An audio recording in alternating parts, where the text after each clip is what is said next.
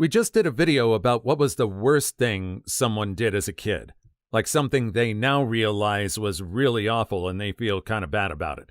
This one, I think, is kind of the opposite. When I was 7, I called 911 on my friend's mom who was beating my friend bloody with a switch. What did you get in massive trouble for as a child, only to commend yourself for as an adult? Story 1. I don't believe in spanking as a parent. I was spanked severely as a child, and that type of hitting is not spanking. It's not even borderline abuse, it's extreme abuse. Anyway, on with my story. When I was a kid, my mom and now ex-stepdad were pretty severe alcoholics and would cram my stepbrothers, my younger brother, and I in the car and go to their favorite Mexican restaurant several times a week. They would get smashed there and then drive home with all of us kids in the car. We lived in a small town and had to take the freeway to get there, about 20 minutes away. I was about 9 or 10 when I finally refused to get in the car. I told them they were drunk and I didn't feel safe. My mom would always yell at me and tell me that she was going to be driving because she was less drunk than my stepdad and force me into the car. One day, we had spent the day at the beach, and as almost traditionally, we went to this restaurant. They had been drinking already at the beach, so they were already buzzed by the time we arrived. They were crazy drunk-faced, like way more than usual. I told them there was no way I was getting in the car. They started screaming at me to get in the car, and I wouldn't budge this time. I ran back into the restaurant crying, planning to ask to use their phone to call my grandma to come pick me up. One of the waitresses there recognized me and asked me what was wrong. Being very young, I bluntly told her that my parents were very drunk and I was scared to drive with them. She knew I had other siblings and called her manager.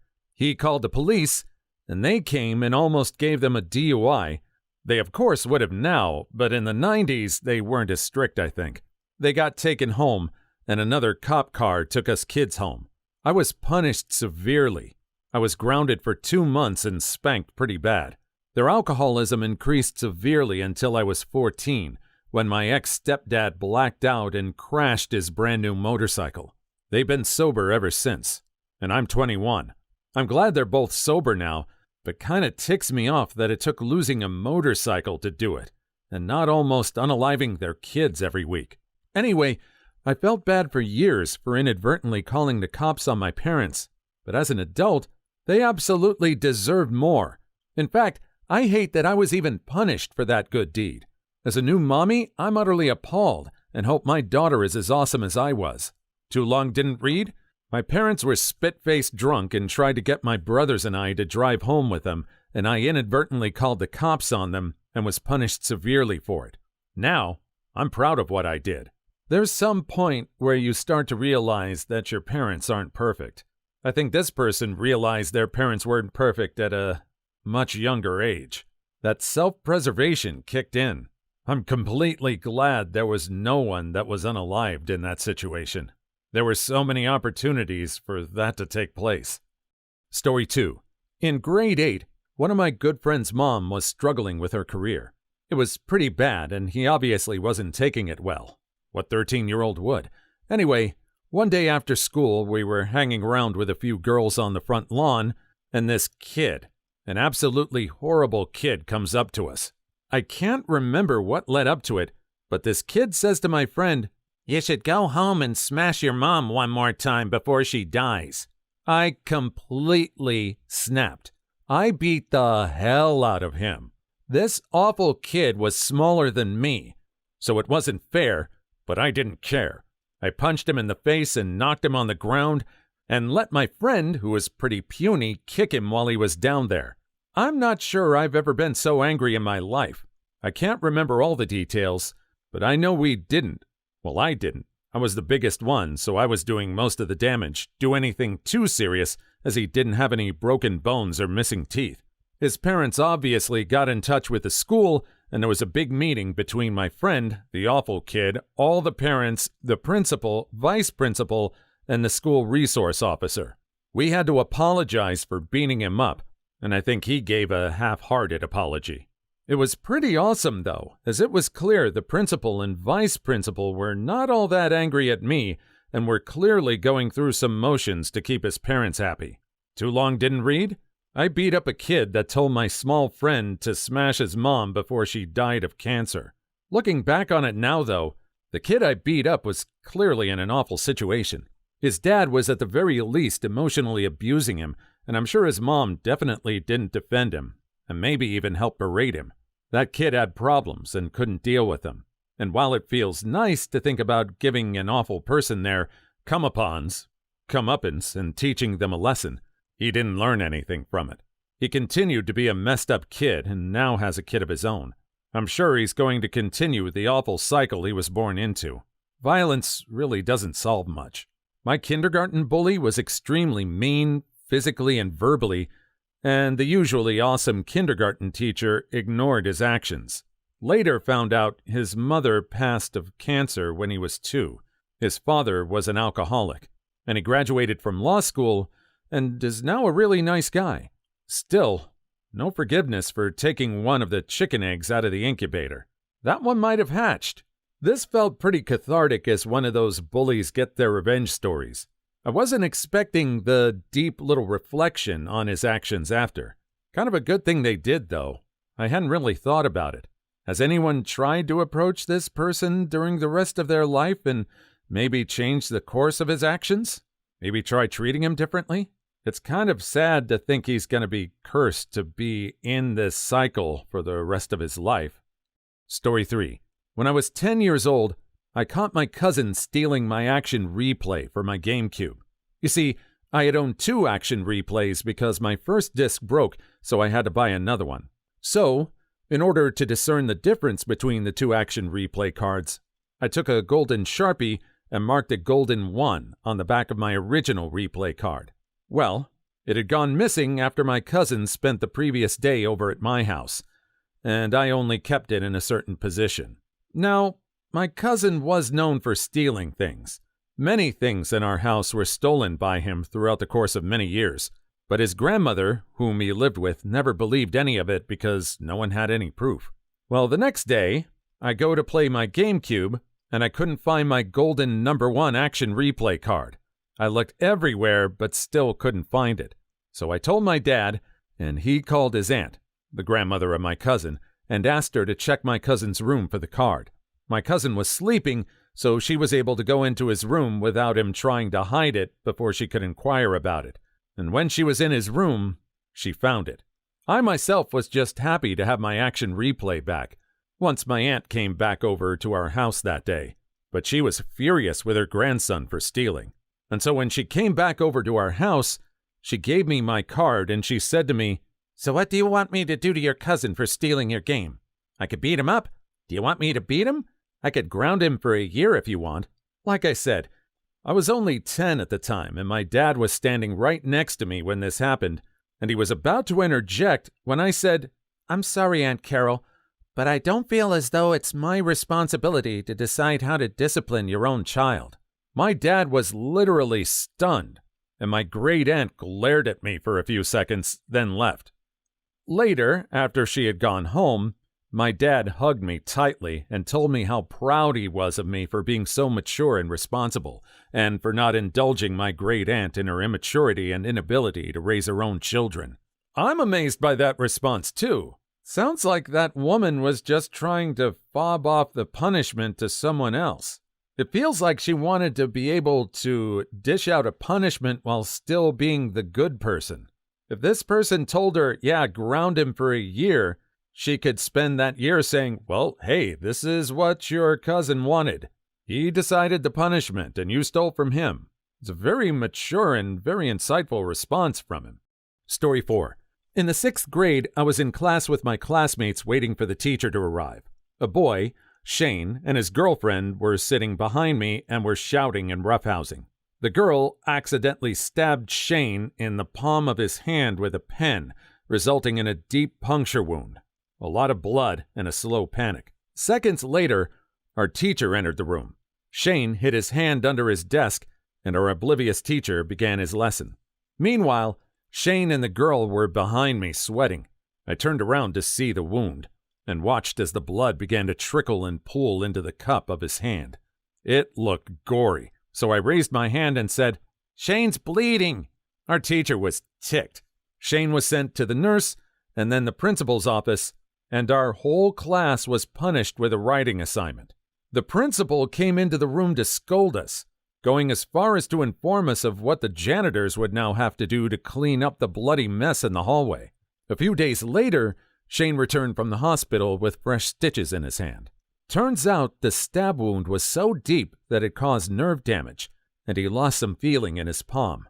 Shane was ticked at me and threw some insults my way that I can't remember when I saw him in the hallway. I felt bad, and we never spoke again until he was expelled later in the year for being a troublemaker. Actually, you know what? I never felt bad about that. Shane was always a jerk to me, and I still did that butthole a favor by getting him medical help. He should have been thanking me for speaking up before he lost consciousness and bled out in the middle of class. I don't get why the teacher was mad or punished the whole class. 6th grade makes a bit of a difference. I can see why he was angry now. I at first overlooked that and thought it was somewhere around 2nd or 3rd grade. Story 5. I was maybe 9-ish, and my dad took us to his friends for a barbecue. We played with the kids, had fun, but when it was time to go, my dad was clearly drunk. His friend knew it and jovially asked if he was okay to drive, but didn't offer any objection when my dad said no. At this point, I know what's going on, but I'm super nervous. Saying no or speaking up to my dad is just something you didn't do. Halfway through the ride home, I'm scared witless, and by this time my brother is too, because he's all over the place. So we unbuckled our little brother and ducked out the friggin' car at a stoplight. Not the safest thing in hindsight. We run to the corner and watch him, oh God is he ticked, I can see it, and in an effort to get to us, he crashes into the light pole. Long story short, we all ended up at the cop shop and his license was revoked for a couple of months. When we were sitting in the office after the accident, I felt so ashamed over how I'd gotten my dad in trouble. Even after a couple officers tried to cheer me up, and even after my mom got there and tried to tell me I did the right thing and she was so happy we were okay, I still was too ashamed to face my dad. It's the rottenest feeling as a kid. I don't know what sort of look of terror I had on my face when he finally came through the door, but he looked at me for a couple seconds and just broke down bawling. Because he was crying, I started crying again. And even after he told me he was sorry, I still felt horrible about it for years after. Now, even though I still remember that horrible feeling I felt, I'm glad it happened, because it was the last time it did. Story 6. I freaked out at my stepdad who raised me and split a bunch of family ties. All my life I'd been scared of him and how he had treated me as a young child. But I was getting older. The abuse had lessened with age, and my stepdad had 2 kids of his own. After 9 years together, my mom and stepdad divorced, and he married another woman with a small child, a 4-year-old girl. My mom and stepdad remained civil, and we all played family together. I was about 16 then, and I still had to spend time at my dad's house. I was reading, trying to stay quiet like I did over there, when the little girl comes running around the corner and softly runs into my dad. He snarls at her and shoves her at the nearby wastebasket, and she falls down and starts crying as he yells at her. I lose it and shove him backwards, pick up the girl before he has time to say anything, and get in my car and go. I had a talk with that little girl and told her that he did that to me too, and that she should tell her mom and that he's being bad while I drove around. I headed back when I knew her mom would be arriving home and handed her off to her mom. My dad couldn't do anything, or else he would have to explain why I left. So he played it cool, and I left right after. I've not been back. I heard a month later through my half-brother that my dad's wife had just up and divorced him. He left for a business trip, and she was gone when he came back, and he had no clue why. I'm still glad about that. It sounds like the situation could have escalated. I have no doubt this person would have stood up when that did. Thankfully, he didn't have to. Sounds like the new wife figured out what was going on. Hopefully, this didn't mean she was getting abused too. Story 7. I was about 11 walking home from school. I was typically given $10 a week from my parents to spend on lunches at the cafeteria. Back then, $10 sustained for 5 days. It was midweek, so I had a good amount of money in my pocket. There was a homeless man sitting on the corner. It was roughly freezing temperatures outside in the dead of winter, and this man didn't even have a coat on. He was shivering, but he offered me a big toothy smile, and he asked if I had any change so he could eat. I told him I'd be right back. Went across the street and into a place that served hot dogs and pork sandwiches, the usual lot. I bought the man 2 hot dogs and a cup of hot chocolate, exhausting my weekly funds. The homeless man began crying and took the food from me, thanking me profusely again and again. I watched him sip the hot chocolate, savoring it, and I could see the color return to his fingers as he did so. I could tell he was genuinely grateful. That night, I told my father I needed more money for school lunches, and he asked me why. I told him I bought a homeless man lunch, and he delivered a swift backhand slap in my mouth. From that point on, my parents arranged prepaid lunches with the school staff so I wouldn't spend my lunch money on things I didn't need to. But I knew in my heart I did a good thing, even if it meant spending my lunch money that was meant to feed only me. I can still see the homeless guy's cheeks light up under the steam of the hot cocoa, and I visit that memory frequently. Story 8. My English teacher during senior year was stealing from students by promising them a huge field trip each year and making them do bake sales and car washes to earn it, and then saying they fell just short of the mark, but she'd save the money so another class could get it. She was only raking in about $3,000 to $5,000 a year on this, but kids were putting in an insane amount of work, and I got really upset when I found out, so I told the school. End result? The school responded. They were grateful for my information, but she was tenured and nothing could be done at that point. They added it to her file. Even worse, they didn't hide from her who had done it. She gave us a pop quiz essay the next week, gave everyone else in the class an A, and gave me a low F. She made the pop essay count for 25% of my grade. I went from A's to C's. I'd already gotten into college, but my college actually contacted me about my third quarter grades, and I had to put them in touch with my vice principal to set the record straight. My parents were furious. I was grounded for several days, and they told me that $5,000 from those students was nothing next to risking my future. A few years later, the same teacher was caught on tape stealing an iPhone from a student's backpack and was fired. One reason they were able to fire her was because she had previous complaints about stealing from students. Heck yeah. Story 9. I was selling coupons door to door as a teenager to help with cash in college. The kind you get with offers for free oil changes, $500 value for $50, yada yada. One promotion was for a pizza place. A bunch of free, discounted items for $50. Normally, folks would take a look, and if they liked the place or had bought before, they'd consider it. Otherwise, it was a closed door midway through my pitch. One house was a mess.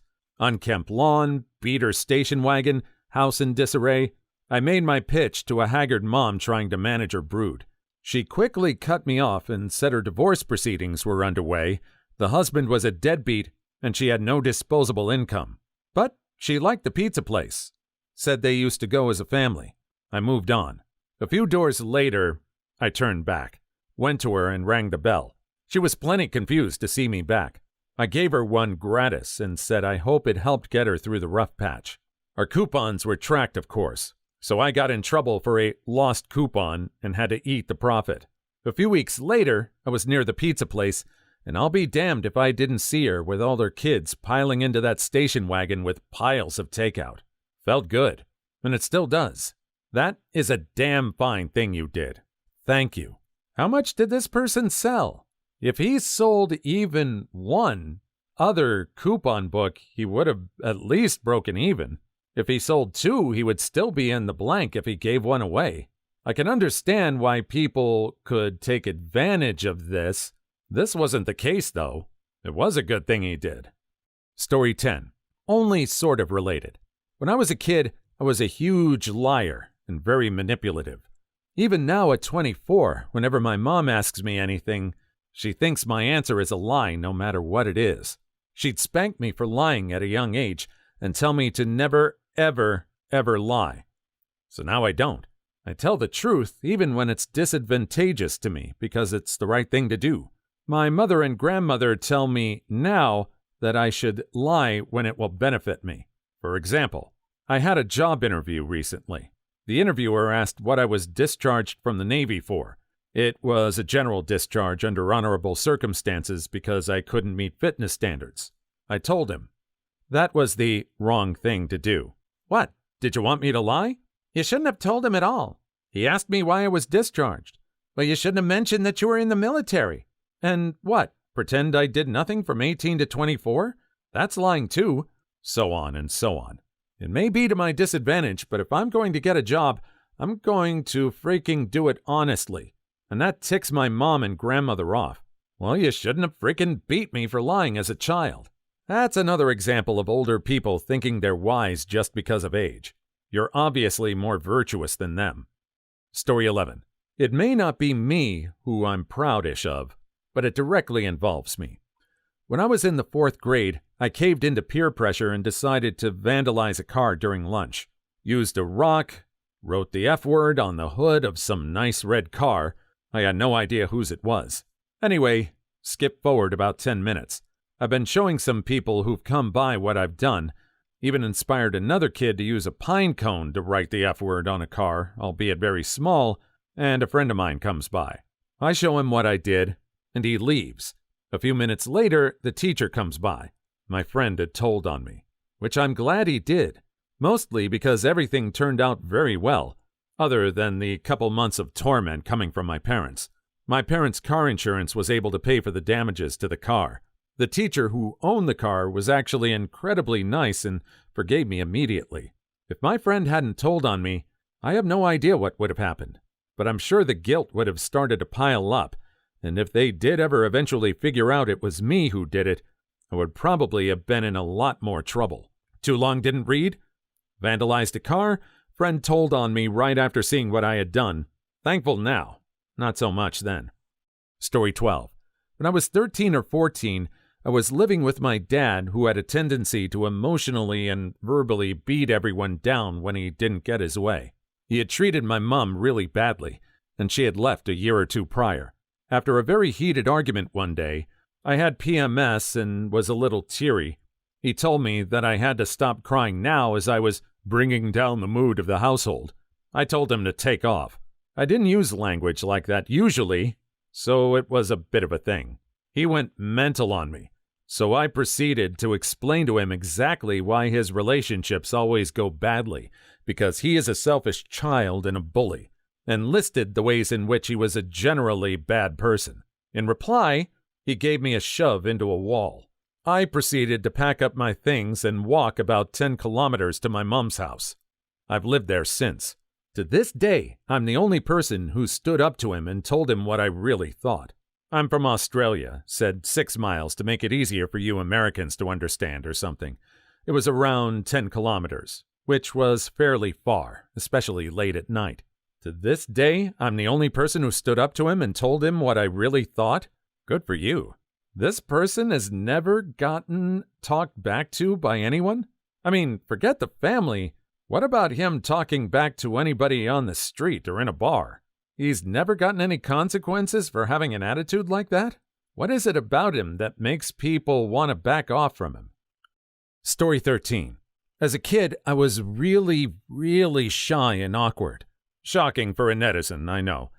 I only had one friend, a girl who lived next door to me, and she was 2 years younger than me, so I had no friends my own age. As I got older, late elementary school, my mom kept pushing me to hang out with these girls who lived down the block from me.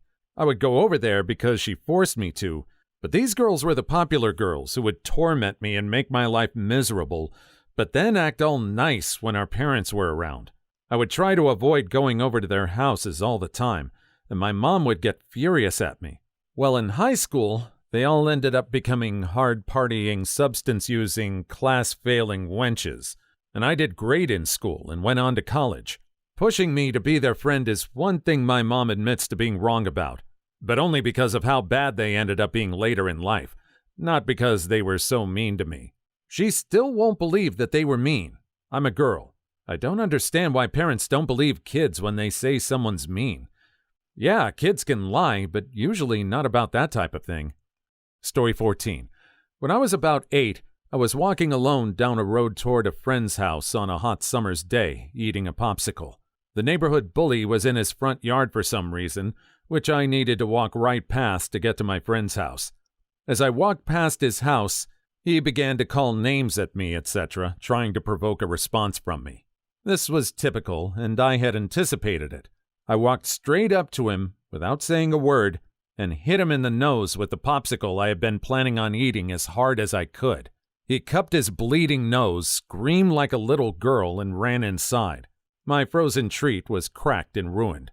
My parents later found out about it. I actually didn't really get into too much trouble. My mother was angry, but my father was pretty proud, and I think he swayed her a little. I ate what remained of the popsicle after. It was still pretty good. Too long didn't read? Gave neighborhood bully a bloody nose using a frozen treat. The taste of victory. The taste of Justice Popsicle. Story 15.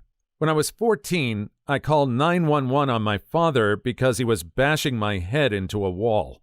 I had put up with abuse from him since I was 4 years old, and I wasn't waiting to deal with it any longer.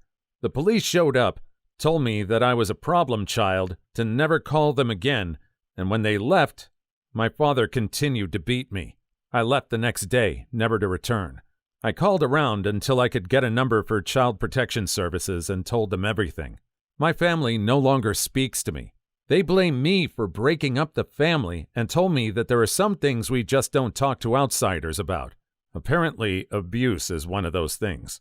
I felt insanely guilty about it for a long time, but now I commend myself for stepping up and finally stepping away from the hogwash when nobody else would pull me out of it. Same story. I had just started to let go of the guilt of calling the cops on my dad. I don't have contact with my family anymore either. Major props to you. It's amazing to think that even the police didn't believe him.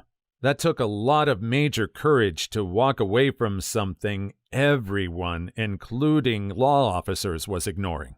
It's amazing that only Child Protection Services was willing to listen. This was a hard choice to make. Either a hard life with an abusive father or a hard life getting into the foster care system. Please like and subscribe if you made it this far. I hope you'll enjoy the rest of the video and have a wonderful day. Story 16. In 5th grade, I was best friends with a girl who had what I now recognize as pretty severe OCD. She would scrub her hands until they were raw, and she spent hours after school practicing her penmanship. She wrote very slowly and eloquently, and would often go back to erase letters she didn't think looked right. During the standardization tests for the year, we had to fill out these bubbles in front of the test booklet with our name, address, school ID, and such info. The teacher asked us after a couple of minutes if we were all done. Everyone was, except for my friend, so I replied no. The teacher came over to see that I was finished with mine, but that it was my friend who was being slow. The teacher pivoted quickly to my friend and scowled, "For God's sake, it doesn't have to be perfect." I stood up, looked my teacher in her cold eyes, and said, "Some people need a little extra time. Be patient." I got 5 detentions for that one. Didn't go to a single one. Too long didn't read? My 5th grade teacher was a peach. She quit teaching after having me in class. Story 17. I once saved up $20 to get some toy. I think it was a Spice Girls Barbie. At the time, I was about 6, I think. To a 6-year-old, $20 takes a long time to collect and is a small fortune. As I was heading into Fred Meyer's with my dad, I saw a dirty-looking dude and a hungry-looking dog sitting on the ground next to the trash cans.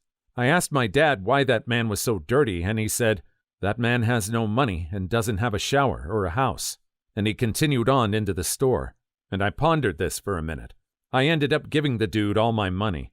My dad, realizing we had made the trip to the store for nothing, and realizing that I had given all my money away, was very, very angry, and I was severely punished in the following days. Still, I felt proud about it. Too long didn't read? I gave a homeless man $20 and got my butt beat for it. Not a single care given. Story 18. My high school liked to brag about how more than 70% or so of all students who took AP tests got a 4 or a 5. My friend was doing poorly in our French class, and the school was threatening to not let her take the AP test held at our school, even though she was doing 3-level work, which would have been passing and she would have been quite happy with. So the school kept up the high school percentage by only allowing the top students in the class to take the AP test. I told her in front of the teacher that she could get around this by taking the test at another school. Then the administration had a special meeting discussing the problem with the girls of the senior class having too much spunk. Same thing happened with my AP German exam. I got many threats asking me not to take it. Things like a bad recommendation being sent to my college, etc. Curse them. I got a 4, and most of the privileged class got 3s. It sounds like the school was under pressure. Maybe the money that they received was based on the scores. It sucks that that's the way the system has to be. I can't believe this statement at the end. Too much spunk? Sounds like they're trying to quell an uprising. Story 19. In high school, about 10 years ago, I wrote a letter to the editor of the local paper, complaining about how our local school administration only celebrated athletes at our school, and not students who had achieved in other areas. I proposed that if the school was going to have mandatory pep rallies for the athletes, they should also make school concerts, art exhibits, plays, etc. mandatory, or at least have some sort of thing celebrating the arts and academics, etc. at the school, in addition to sports.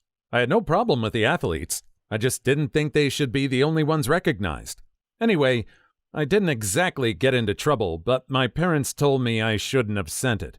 And the principal at the school, who was my good friend's dad, who used to say hi to me in the hallways and whatnot, didn't say a word to me for like a year.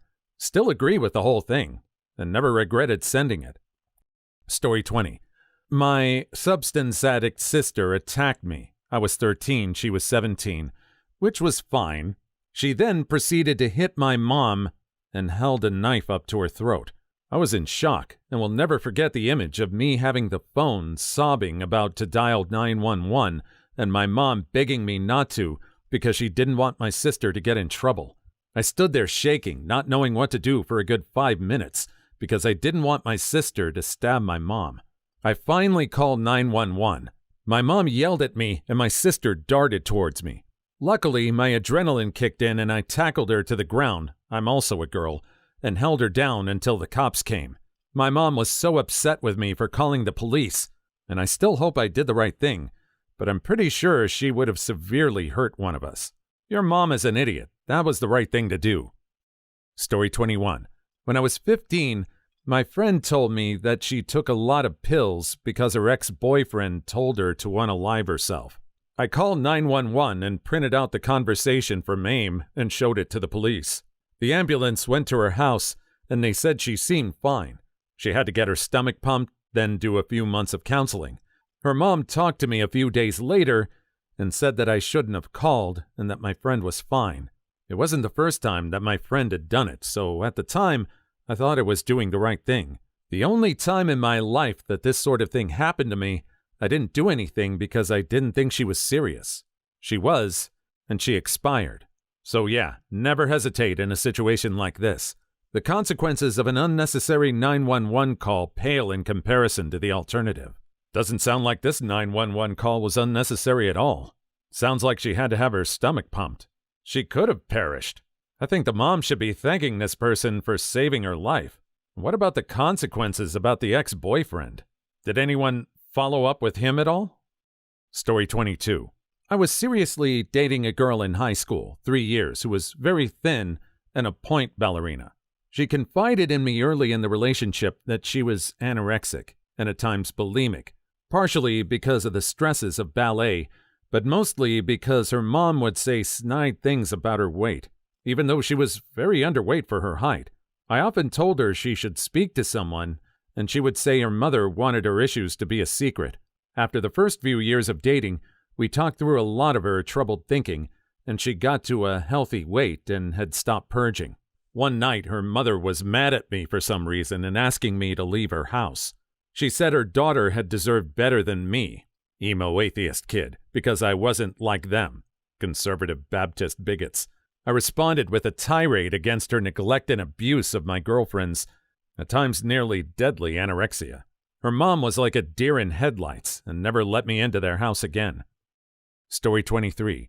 When I was 4, in a preschool with other kids my age, there was a bully who would take my toys every day. I'd be playing with a truck, he'd take the truck. I'd be playing with a robot, he'd take the robot. This went on for 2 or 3 weeks, and eventually I told my parents and my grandma. My parents gave me the, "just ignore him and he'll go away" speech. But my grandma took a slightly different approach. She told me to give the kid a knuckle sandwich. The next day, the kid tried to take my dinosaur, and I decided to take my grandma's advice. I pushed the kid down and told him to get away from me. The preschool called my parents and told them what I had done. They set up a meeting, and my grandma came. She was smiling the entire time. The kid never messed with me again. My dad gave me the same advice in a similar situation. Work like a charm. Violence is sometimes the answer. Story 24. When I was in the 1st grade, I tackled the hell out of a 5th grader who was beating up my friend Matt on the playground at an early bird before school program. When I say tackled, I mean I blindsided this kid at full speed on tarmac. He got all kinds of messed up on impact. I got suspended for a week as a 1st grader. When my dad came for a meeting with the school principal, Dr. Mack, she asked me if I would do it again. If I had said no, I would have been allowed back to school earlier than allotted. I proudly said yes, I would do it again because I was defending my friend. I got a 2nd week suspension. To this day, I'm 29.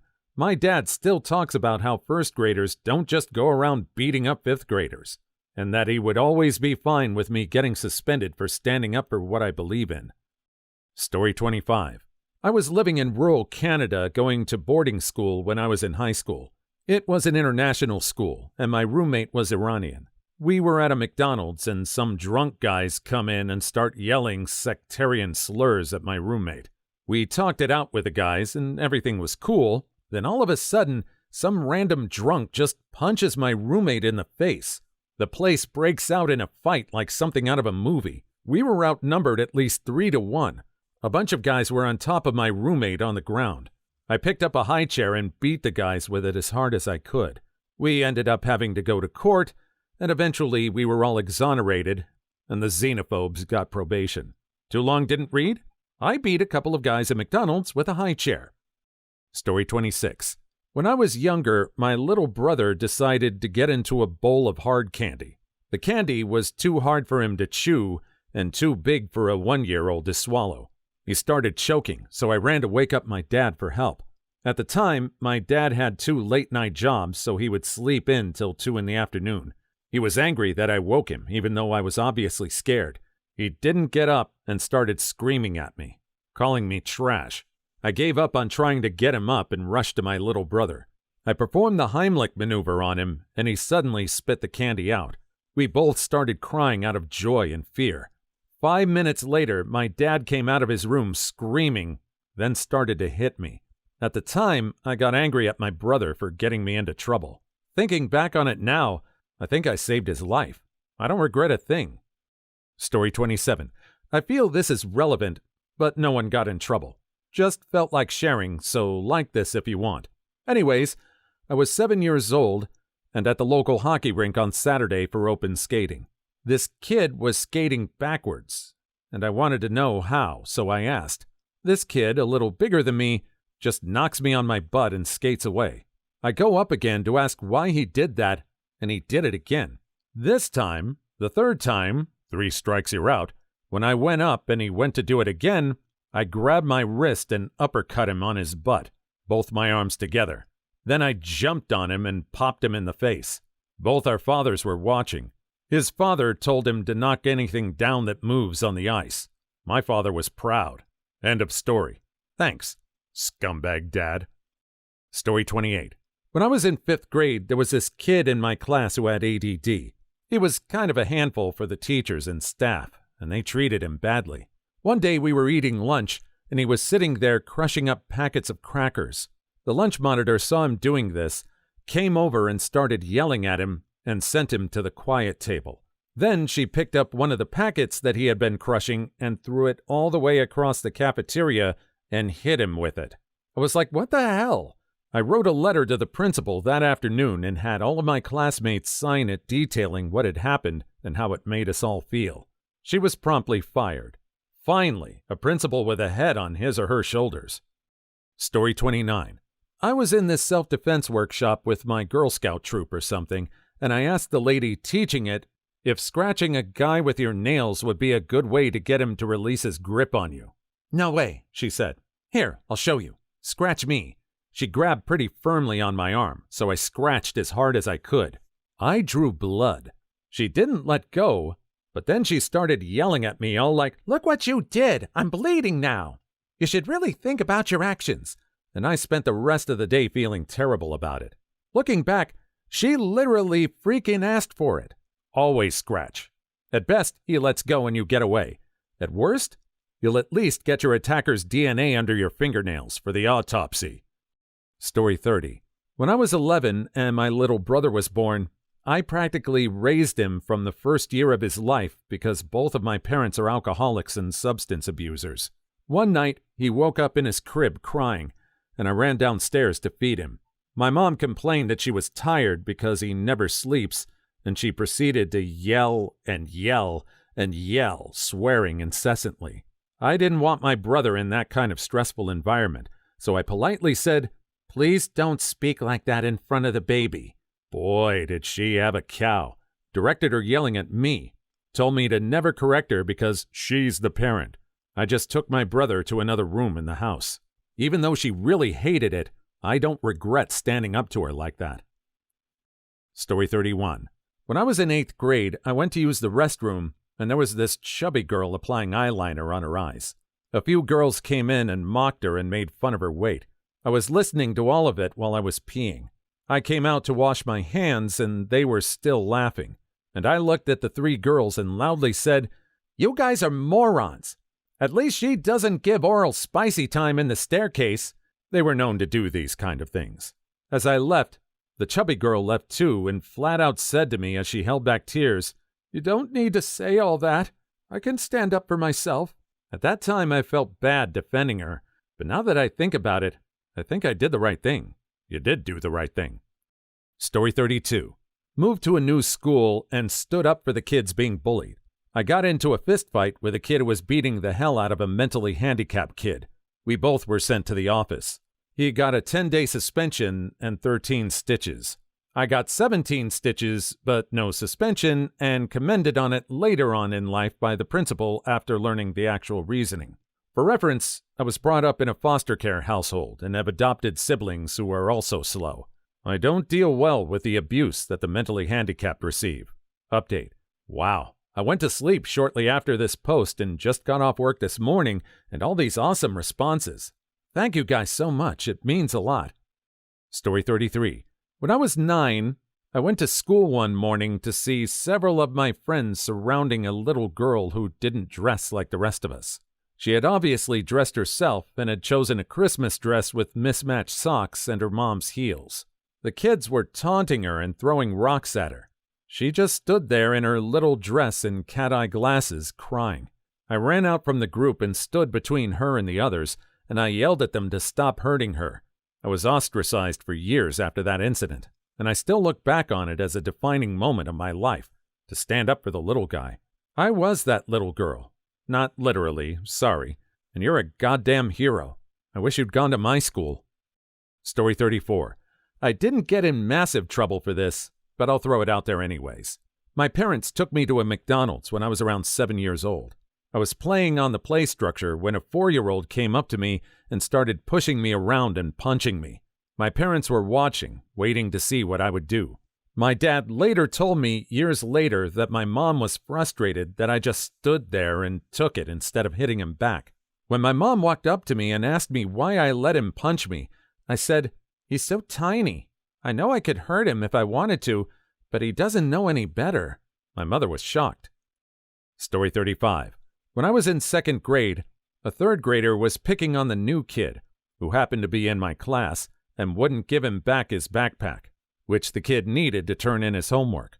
I walked up to him and told him to give the backpack back. He said no. I tackled him and began to repeatedly punch him till he let go of the backpack. I got in huge trouble from the school. When I got home, my dad asked me what happened. After hearing this guy was a violent bully whom I knew I couldn't take in a stand-up fight. And this had been going on for a good week, and neither the teachers or the staff were doing anything about it. Story 36. I called the cops on my stepdad for beating my mom senselessly in the hallway. He was coming after me while I was dialing, and after I got off the phone, my mom came in the kitchen with me and started screaming and yelling at me like that was the wrong thing to do. As all of this was happening, she was bleeding and was bruised up all over. I got in so much trouble for that. I didn't know what else to do. My brother and sisters were crying and holding each other in the back room. The cops didn't really do anything besides ask him to leave, which he did. You should have told your mom that you saved her freaking life. Story 37. When I was 7, I gave a homeless man my cookie at the mall. My dad was so upset with me. He told me all the terrible things that could have happened to me, but I knew I did the right thing. The homeless man thanked me and smiled. He couldn't stop smiling. Sometimes homeless people are only that, homeless. Not all of them are substance addicts. Not all of them are insane. Not all of them are lazy. Some of them are just people who have been given an unfair portion of bad luck in this life. Yet through all of their tribulation, many of them become some of the most graceful and appreciative people whom I've ever had the privilege of meeting. Story 38. When I was 10, my mom showed up at my daycare wasted. The staff was just going to let me and my younger sister go with her. I threw a big fit and refused to get in the car. I snatched my mom's keys and ran around the building to the playground. I buried them under the slide. The daycare staff was forced to call my grandmother to come get us. Later that night, my mom spanked me so hard I had to sleep on my stomach. I was grounded for 2 weeks.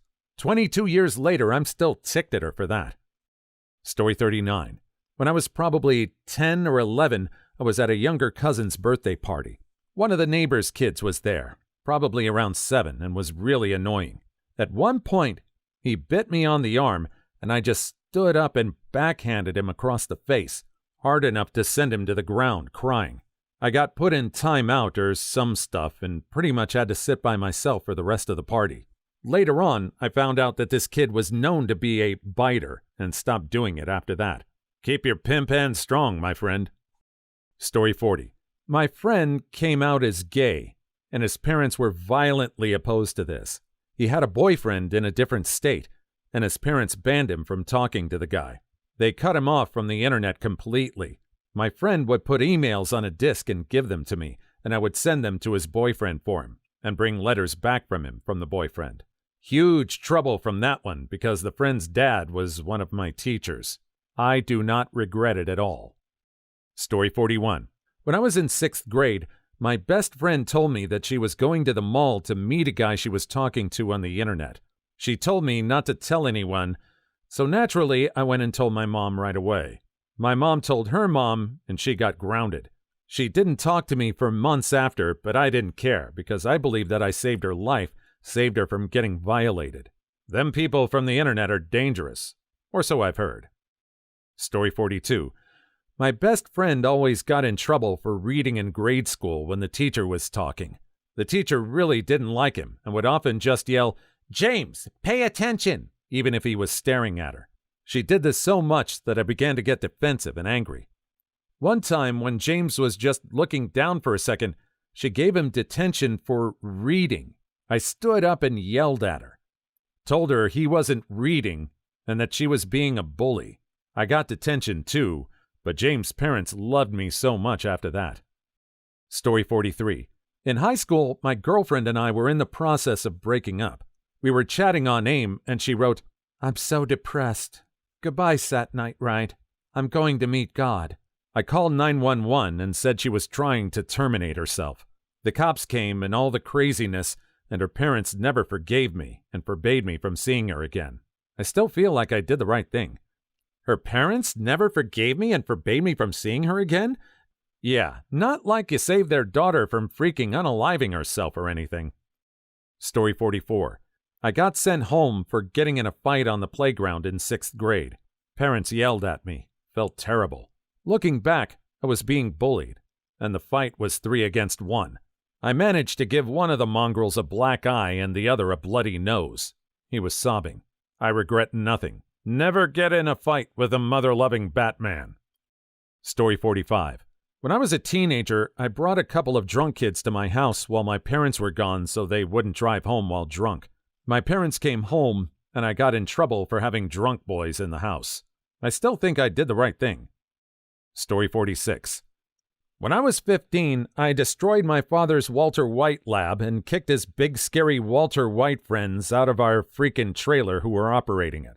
To this day, I've never tried Walter White.